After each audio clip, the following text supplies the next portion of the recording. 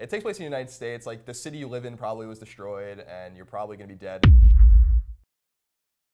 What's up, everybody? Welcome to A Conversation with Colin. I'm Greg, and this is my roommate, Colin. Now, sometimes Colin says crazy stuff. So every Tuesday and Thursday, we take a little topic from my conversation pile, toss it at Colin, have a conversation about it. If you like it, make sure you like this video, share it with your friends, and then subscribe to us here on YouTube. Colin, are you ready? Yes. Today's topic of conversation is Jericho.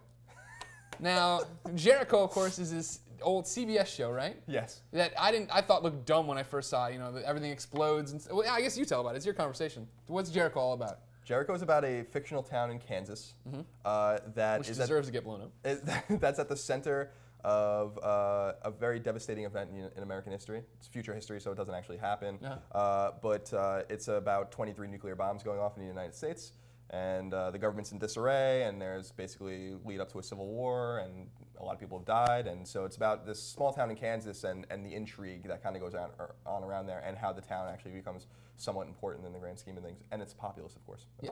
Now, Jericho goes on, it's on CBS, it runs a season, nobody watches it. Yeah, it's canceled. Yep, that's right. And then nuts like you bring it back. Yeah, so a lot of people sent, so at the end of the last episode of, as you know, the first season, Jake's dad, Jake being the main character, played by Skeet Ulrich of Scream fame. His dad and his grandfather are kind of reminiscing at a bar, and it's a flashback actually, I think, about when his brother was getting married. And he tells a story about the Battle of the Bulge, which is a battle against the Nazis in 1944. Very devastating battle, and they call it the Battle of the Bulge, of course, because basically the Germans had penetrated the line and had surrounded the American soldiers. And to coerce them to surrender, the German commander contacted the American commander and offered to surrender and whatever. And the American commander just said nuts. That's all he said. That's like it was the response. And then they started fighting, and obviously we won. So that was really the end of the show, and nuts became this kind of this rally cry. For because season 1 doesn't end definitively. There's more to this story we know. There's cliffhangers and whatnot. Right. So to convince CBS to bring it back, they sent nuts, literal peanuts. Maybe a pound here, 50 pounds there, whatever, to CBS to prove that they wanted the show back. Did you send these nuts? Yeah, we were. A lot of people were involved in it. And yes. So people were sending addresses around. This is who you send it to. This is who you kind of market to, whatever. And that got the show back for a second season. And then again canceled. Yes, because no one wanted this show.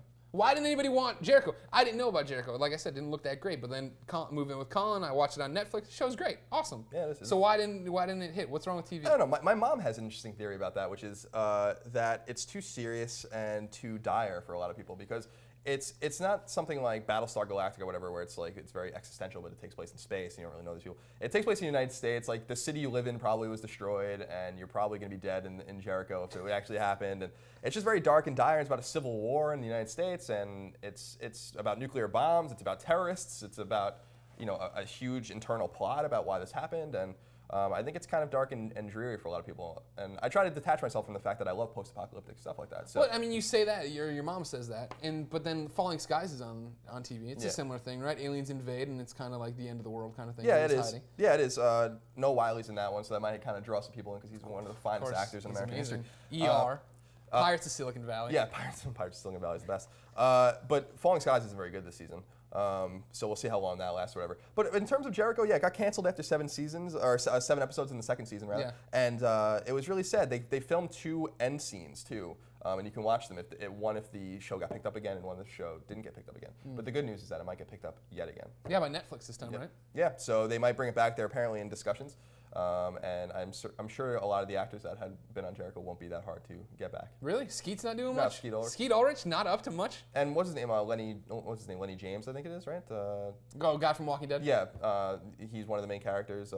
He plays a guy named Hawkins in Jericho. He's one of the main characters. All they'd really need was him and Skeet Ulrich back, and they can basically just go anywhere. Yeah.